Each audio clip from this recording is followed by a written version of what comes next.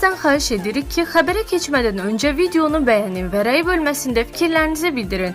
Dünyada və ölkədə baş vermiş ən son xəbərləri bizdən izləyin. Bunun üçün kanala abunə olmağı və bildiriş simvolunu açmağı unutmayın. İndidən təşəkkürlər. Salam dəyərli izləyicilər. Təcili və gündəmi sarsıdan hadisələr diqqət mərkəzindədir. Ermənistandan Azərbaycana yönəlik yeni müharibə təhdidi ilə bağlı sensasyon iddialar yayılıb. Siyasi dairələrdə ciddi narahatlıq yaradan planların detalları müzakirə olunur. Son dəqiqə. Bakıda baş verən güclü yanğın şəhərdə təşvişə səbəb olub. Hadisə zamanı yaralananların olduğu bildirilir. Əraziyə çoxsaylı yanğın söndürənlər cəlb edilib. Sağlamlıqla bağlı vacib məlumat da gündəmdədir. Qaraciyəri təbii şəkildə təmizlədiyi deyilən əsas qidalar açıqlandı. Digər tərəfdən, İranın Amerika Birləşmiş Ştatlarına sərt xəbərdarlığı dünya mediasında geniş rezonans doğurub. Gözlənilməz variantlar hazırlamışıq. Bölgədə gərginlik artır. Bütün detalları qaçırmayın.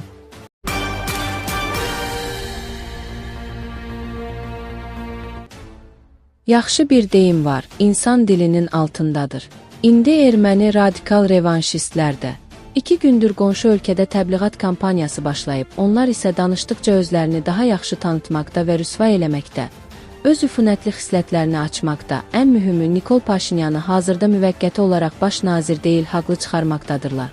Bu səbəblə Paşinyanın əslində Ermənistanı qarıq-qarış gəzib şəxsən təbliğat aparmasına lüzum yox. Amma artıq o da bölgələrə çıxıb və son görüşlərinin birində baş nazirliyə namizəd kimi Qarabağla bağlı danışarkən bildirib, deyirlər, biz torpaqları itirmişik.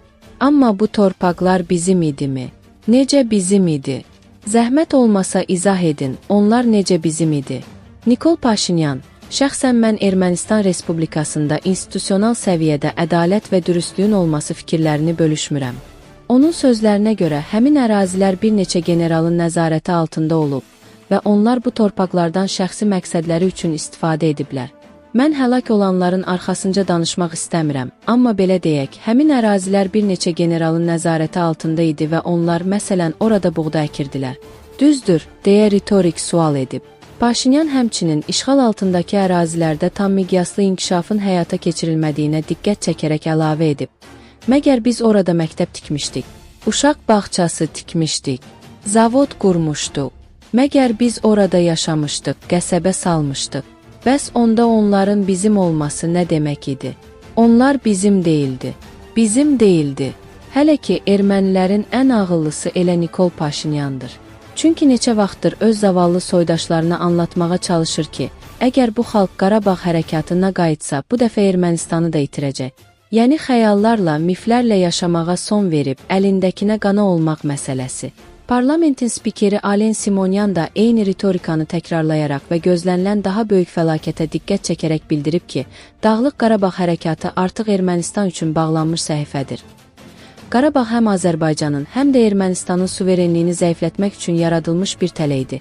Sevinirəm ki, biz bu yükdən qurtulduq. Davamı da var, bizə elə gəlirdi ki, bugünkü sərhədlər keçicidir və gələcəkdə daha artığına nail olacağı. Amma bunun nə resursu, nə də məntiqi var. Ermənistanın beynəlxalq tanınmış sərhədlərindən başqa ərazisi yoxdur. Simonyan habelə vurğulayıb ki, Ermənistan hökuməti xəyali Ermənistanı real Ermənistanla əvəz etməyə səy göstərir və bu yöndə siyasətini davam etdirəcək. Xocalı hərbi canisi, Ermənistan parlament fraksiyasının lideri və keçmiş müdafiə naziri, revanşist Seyran Ohanyan isə sarsaqcasına Azərbaycanı müharibə ilə hədələyir. İddia edir ki, ağır itkilərə baxmayaraq, erməni xalqı ayağa qalxa və irəliləməyə davam edə bilər. Hansı tərəfə irəliləməyə? Onu da açıqlayır, faktiki daha böyük uçuruma sarı. Geriyə, zülmətə, qaranlığa doğru.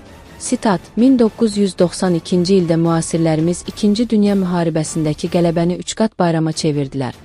Lakin hazırki səriştəsiz Ermənistan hakimiyyətinin əli ilə bu qələbə yenidən tək bir xatirə tarixinə indirildi. Düşmən Ermənistan sərhədlərinə çatdı, amma döyüş qabaqdadır. Deyəsən Ohanyanlar, köçəryanlar öz xalqını axmaq hesab edirlər. Çünki yalnız ağlını itirmiş kütlə bu siyasi təlxəklərin və əbləhlərin ardınca gedib onların hakimiyyətə qayıdışına səs verər. Biz isə inanırıq, hətta əminik ki, iyunun 7-də bunun əksi baş verəcək. Yəni möcüzə olmayacaq. Yoxsa bu xalq öz əli ilə öz qəbrini qazımış olar və kimsə də ona köməyə gəlməz.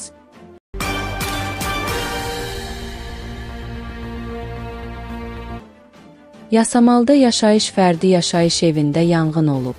Nocoment az xəbər verir ki, hadisə Hüseyn Cavid prospektində baş verib.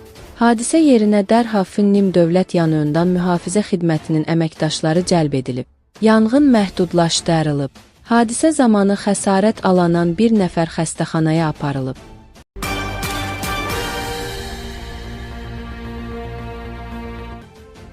Rusiyalı həkim Sergey Vyalov qaraciyərin təbii şəkildə təmizlənməsi və toksinlərin orqanizmdən xaric edilməsi üçün vacib olan məhsullar barədə danışıb. Oxu Az xəbər verir ki, bu barədə aif.ru məlumat yayıb. İnsanın qida rasionunda yağlar ümumiyyətlə yoxdursa, öd durğunlaşır və bununla yanaşı detoksikasiya məhsullarının xaric olunması da ləngiyir. Orqanizmə zülallar lazımdır, çünki onlar qaraciyəri detoksikasiya üçün zəruri resurslarla təmin edir. Liflər isə qaraciyərdən toksinlərin çıxarılmasına kömək edir. Bu maddələr havaya və əksər hallarda qana deyil, bağırsağa ifraz olunur. Yağlar da vacibdir, çünki onlar olmadan qaraciyərin toksinləri xaric etməsi üçün stimul yaranmır, deyə həkim bildirib.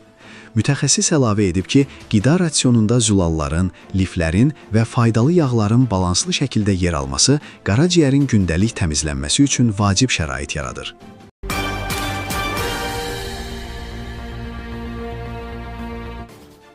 İran ehtimal olunan yeni hücum halında ABŞ üçün yeni texnika və silah növləri də daxil olmaqla müxtəlif gözlənilməz variantlar hazırlayıb. Oxu Az İRN agentmiyinə istinadən xəbər verir ki, bu barədə İran ordusunun rəsmi nümayəndəsi Məhəmməd Əkrəminya məlumat verib. Əgər ABŞ yenidən səhvə yol verərək ölkəmizə hücum edərsə, şübhəsiz ki, gözlənilməz vəziyyətlərlə üzləşəcək. Bu variantlar daha müasir və fərqli hərbi texnikanı, yeni müharibə strategiyalarını və ən əsası isə tamamilə yeni sferalara əhatə edəcək, deyə Əkrəminya agentliyə müsahibəsində bildirib.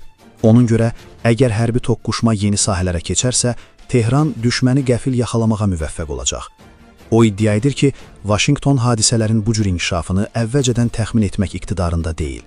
Xatırladaq ki, fevralın 28-də İsrailin Müdafiə naziri İsrail Katz, İsrail Müdafiə qüvvələrinin İrana qabaqlayıcı zərbə endirdiyini açıqlayıb. Daha sonra ABŞ prezidenti Donald Trump ölkəsinin də İrana qarşı hərbi əməliyyatda iştirak etdiyini bildirib. İran isə öz növbəsində İsrailə onlarla balistik raket atıb. İsrail Müdafiə qüvvələri atışları təsdiqləyib, ölkə daxilində sirenlər səslənib və hava hücumundan müdafiə sistemləri işə salınıb. Martın 1-də İranın ali lideri Əli Xameneyinin hücumlar zamanı öldürüldüyü bəyan olunub. İran ABŞ-ın hərbi bazalarının yerləşdiyi qonşu ölkələrin əksəriyyətinə raket zərbələri endirib. Buna görə də həmin ölkələrdə hava məkanı müvəqqəti bağlanıb.